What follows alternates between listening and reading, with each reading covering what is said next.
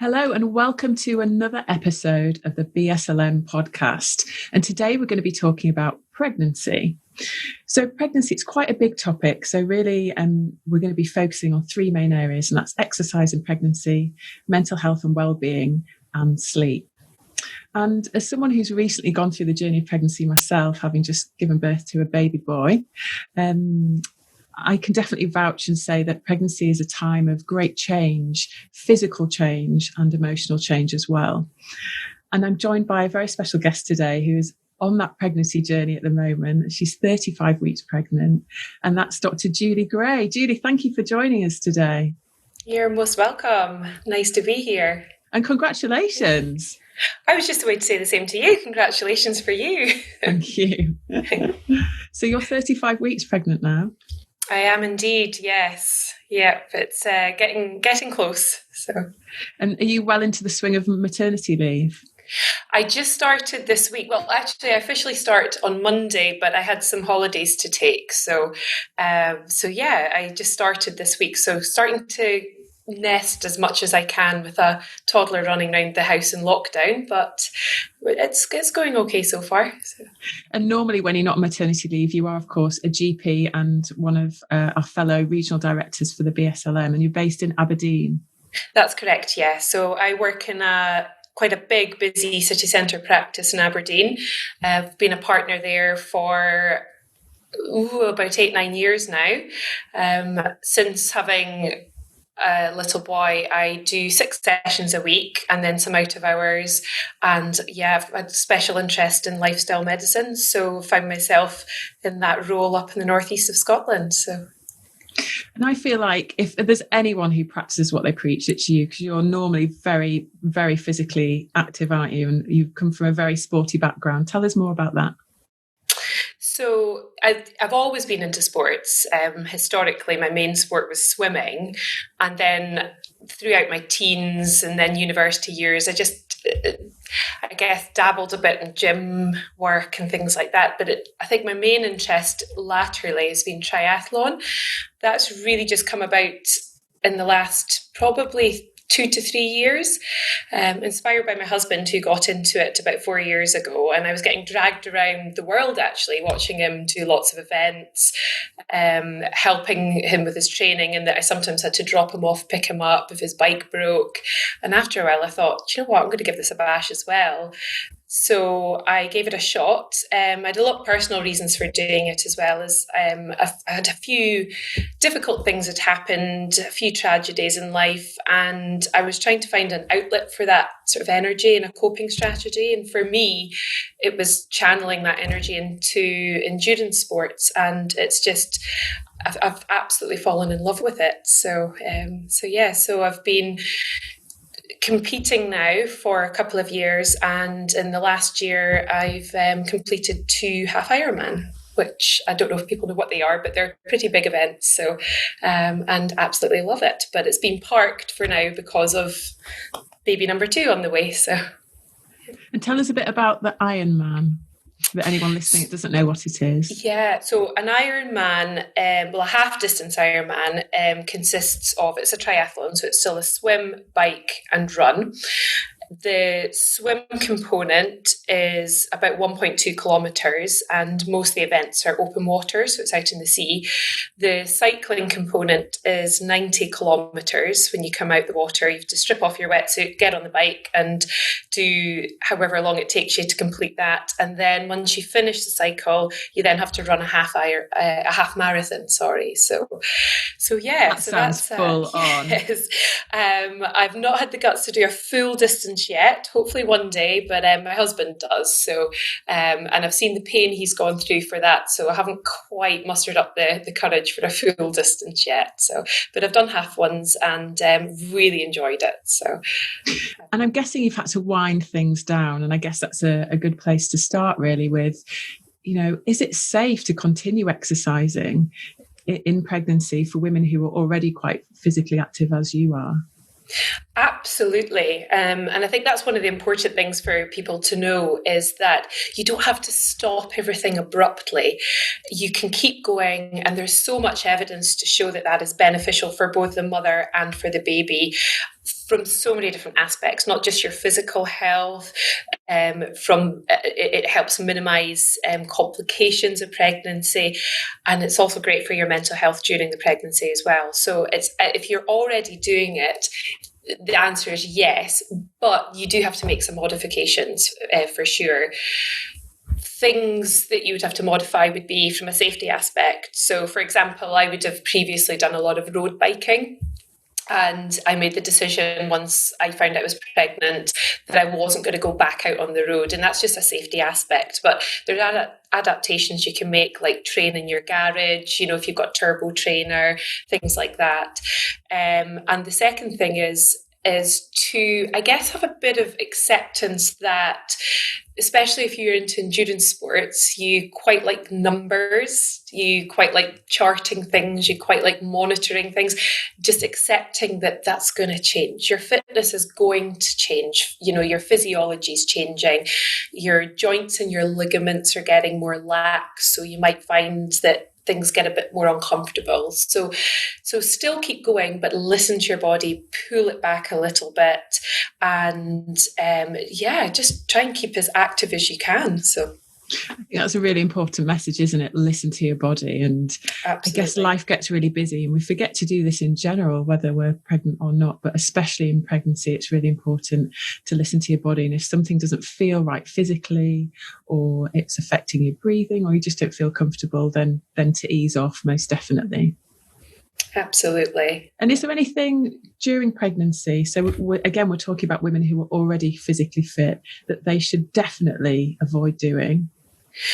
Any high-risk sports that would potentially result in trauma. So, for example, I made the decision to stop going on the road bike because I'm out with, that sadly cars are not always that supportive of cyclists on the road. So you just don't take any risks of, a situation where you could fall off a bike. So that obviously applies to even more extreme sports where you could fall, hurt yourself, traumatize the baby, traumatize yourself. So you do need to sort of rein it in a little bit with perhaps sort of snow sports.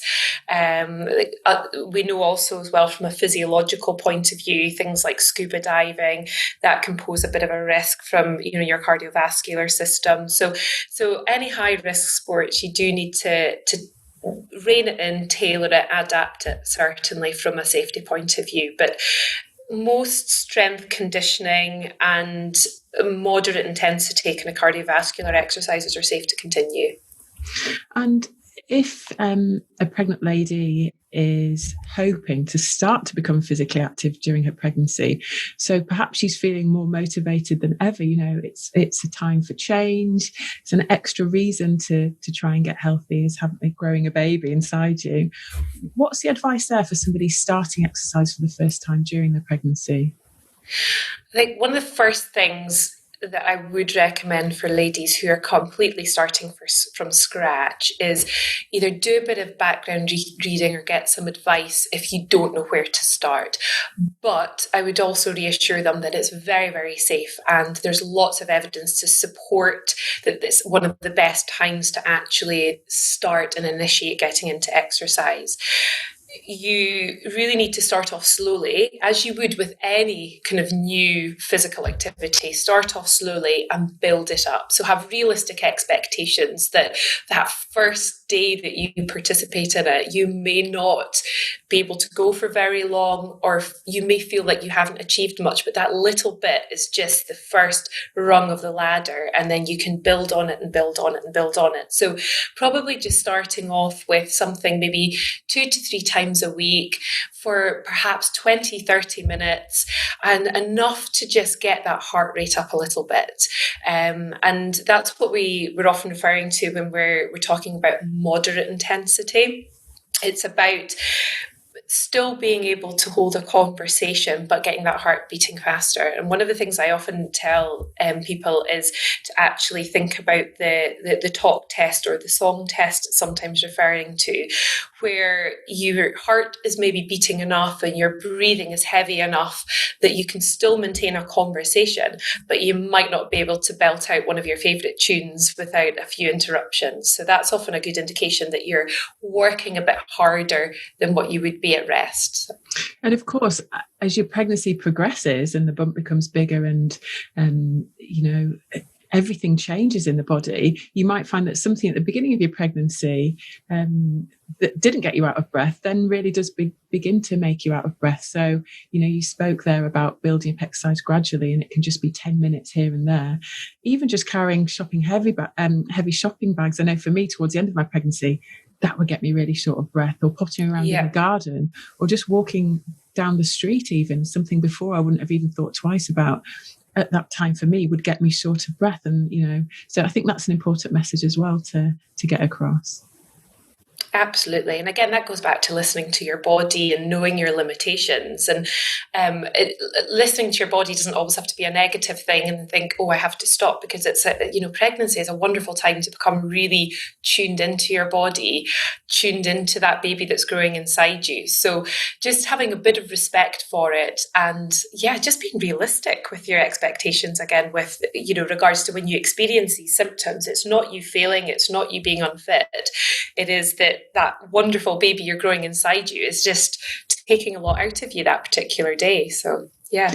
And you've mentioned there about starting gradually, building up slowly if you're not already physically active, or if you are, maybe avoiding certain things. And how many minutes of exercise should we be aiming for during pregnancy to get all the physical and mental health benefits?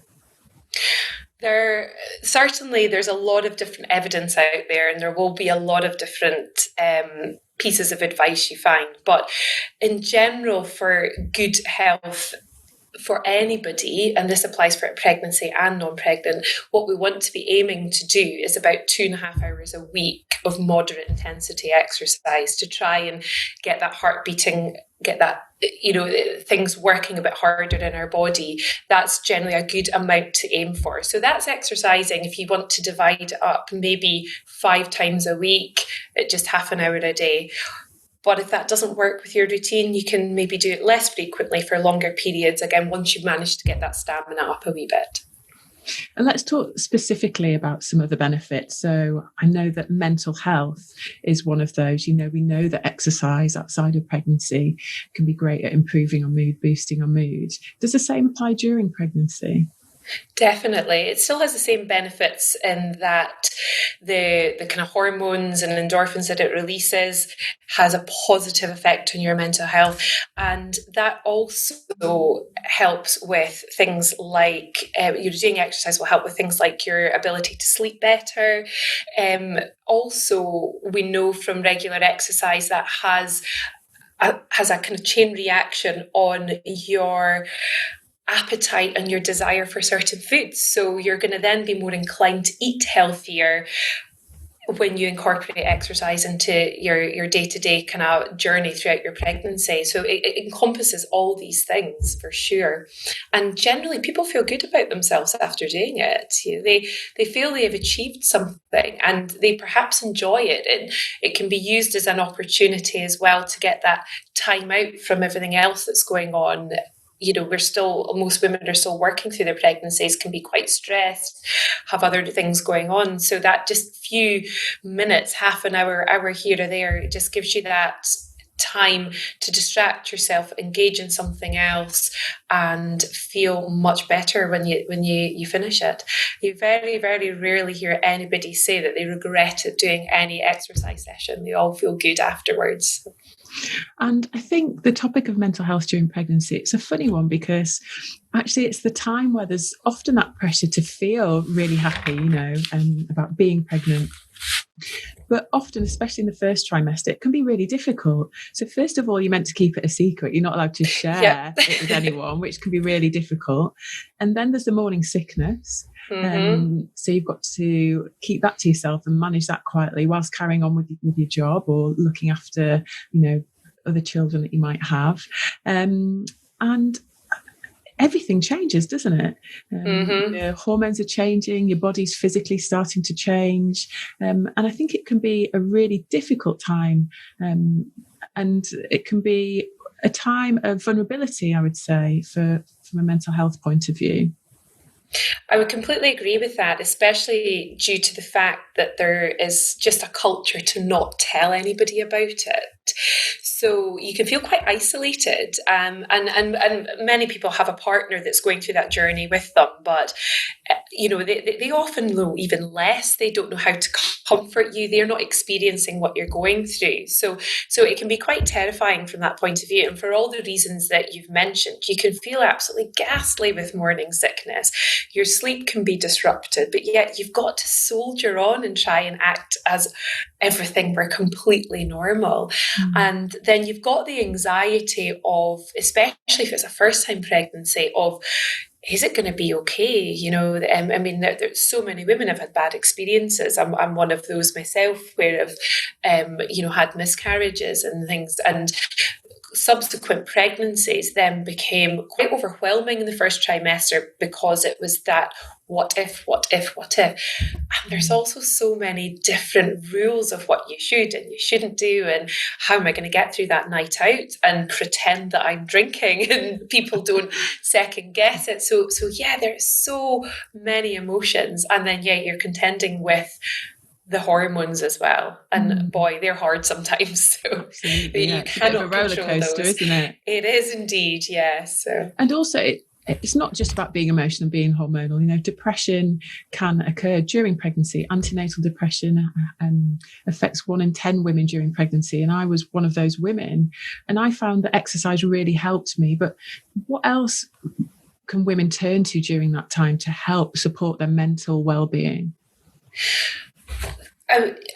You've got lots of different resources that you can use in general anyway for anxiety, low mood, any of these sort of things. And these apply both during and out with pregnancy.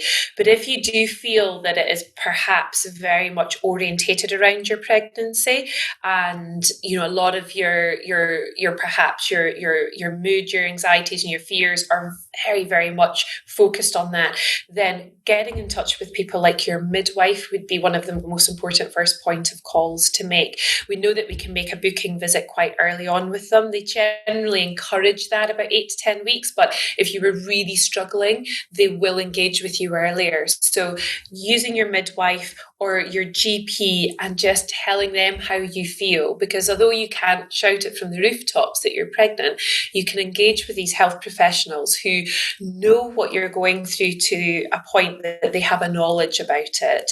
And it's confidential. So they would be probably the most sensible people to go to. But at the same time, if you're familiar with other resources, whether they're online or they're counsellors you've used in the past, you can certainly go back to them as well for that generic support on your mental health. And actually, as we're recording this podcast, we're doing so in lockdown. So, I mean, this adds an additional layer of stress to women who are pregnant at the moment. A lot of us are isolated from friends and family.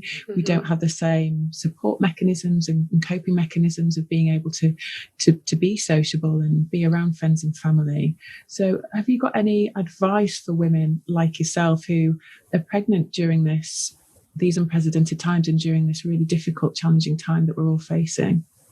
I do, yeah. I mean, the important things to remember are that you're not alone. Every pregnant woman in the UK anyway, and obviously different countries are doing differently, are all going through the same. So first of all, think about how you can maybe connect with them.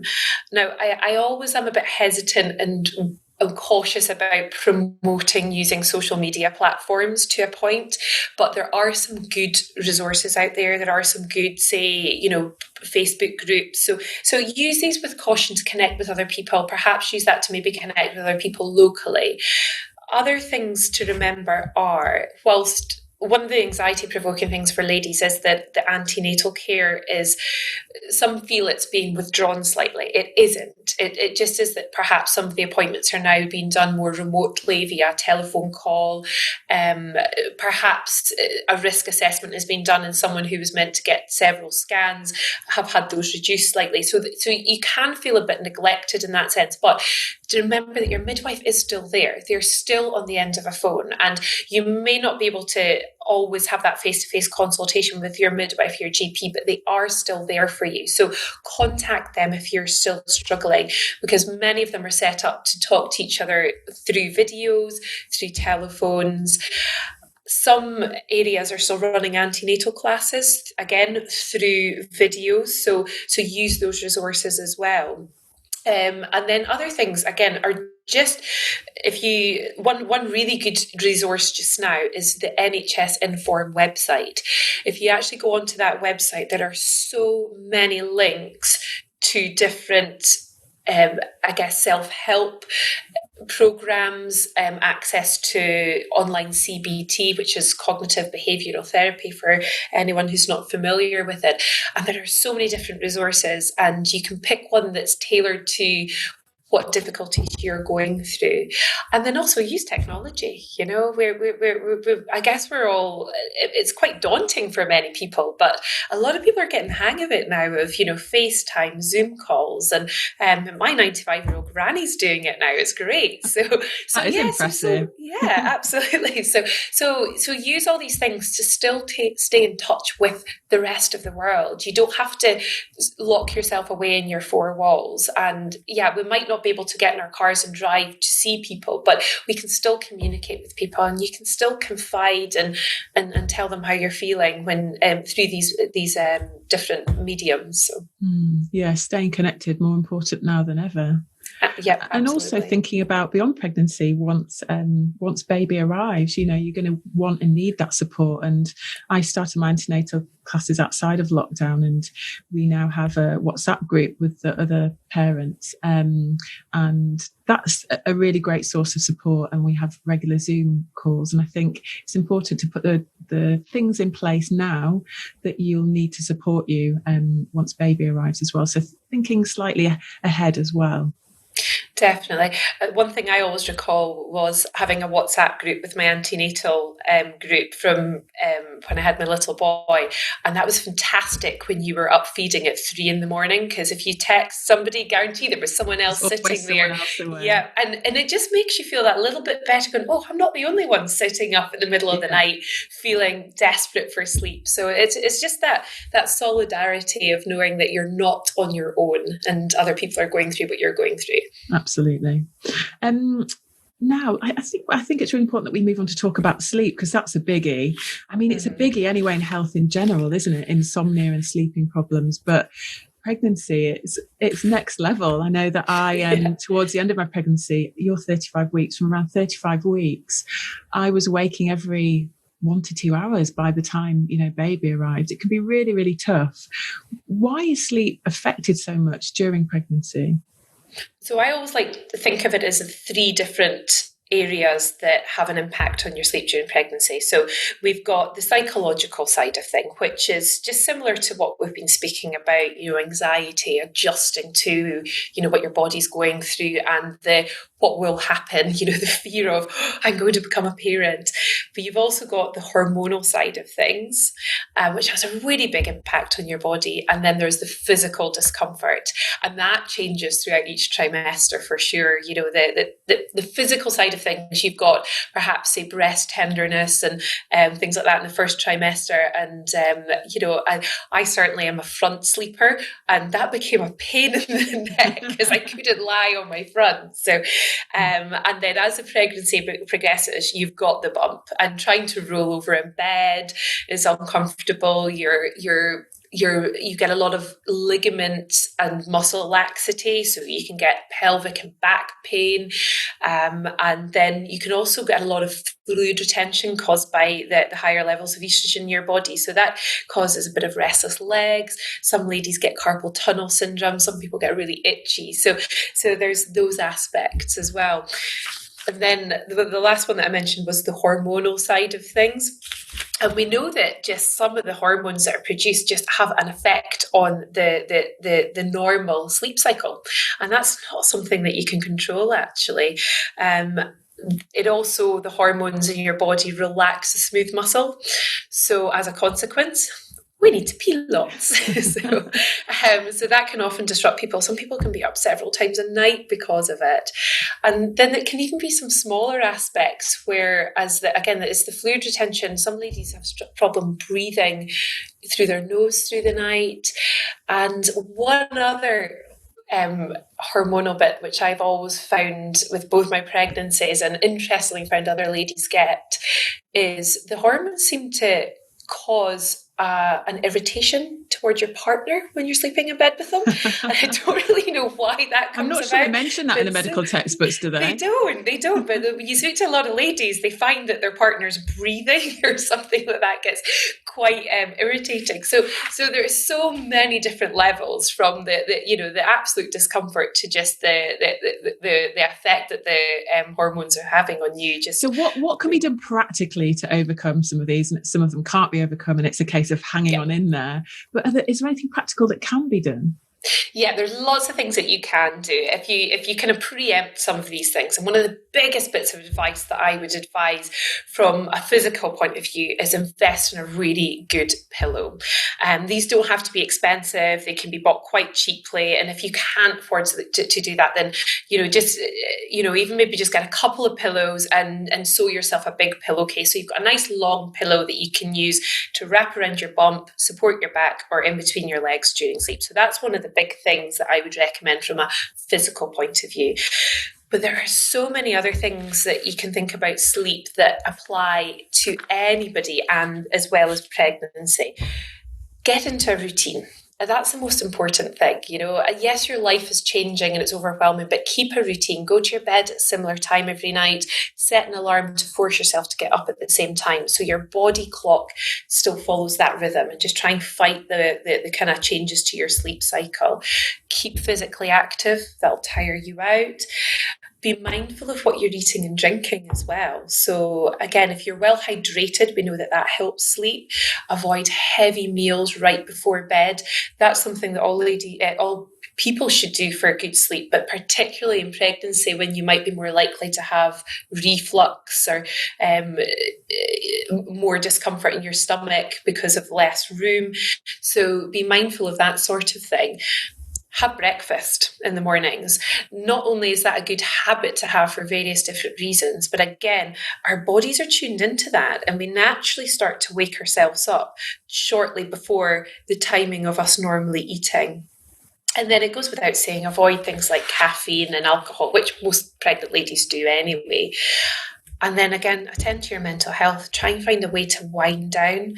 Try and find a way to switch off from that anxiety. And that is very, very individual, because there's a lot of people and a lot of resources will quote, don't watch TV before bed. But some people find that does work for them. Read a book. Some people find that overstimulates their mind. So find something that helps relax you before bed. And one other thing is about thinking about your body temperature as well.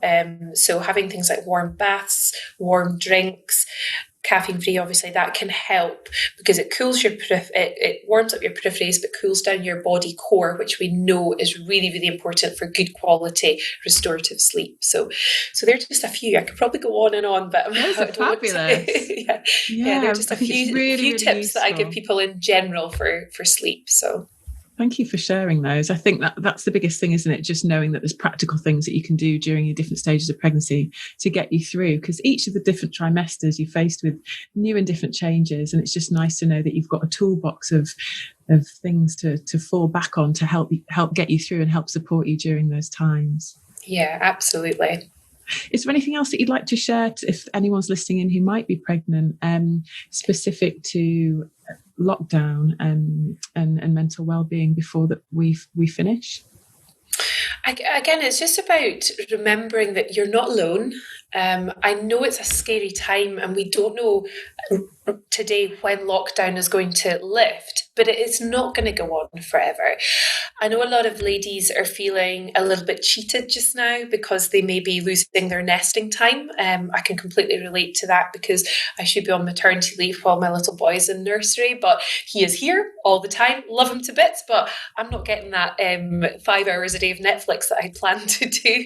And I know that a lot of ladies are feeling cheated from the postnatal side of things, meeting up with other mums, enjoying, walks in the park with their babies, enjoying family visitors, so it is difficult, but you are not alone is the most important thing that I would say, and this will not go on forever.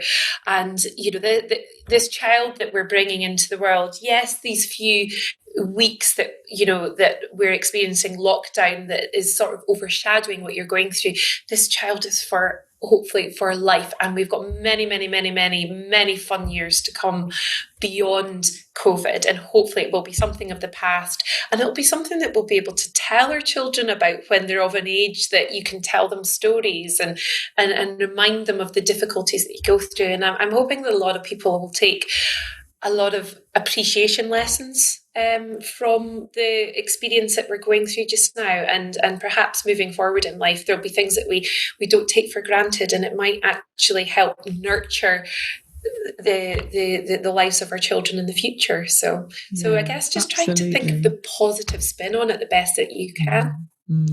Yeah, I'm really glad that we're ending on a positive note, because it can feel quite overwhelming. And as someone who's my little boy's 4 months now, and as someone who's bringing up a baby in lockdown, they are the light, aren't they? They are the bright shining light amongst the darkness. Yeah. And for women that are listening who are pregnant, just hang on in there, because once you see a little baby, it'll all be worth it, and it will give you a new perspective on life. And they are going to be a very special generation of babies, aren't they? They are. Who were born into lockdown, and very unique and special. Definitely. And as I say, they'll always have that story to tell as well, their future generations as well. So Julie, thank you very much for your time today, and best of luck for the rest of your pregnancy.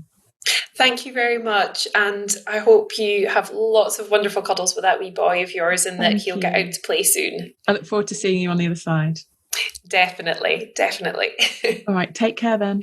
You too. Thank you very much. Bye now. Bye.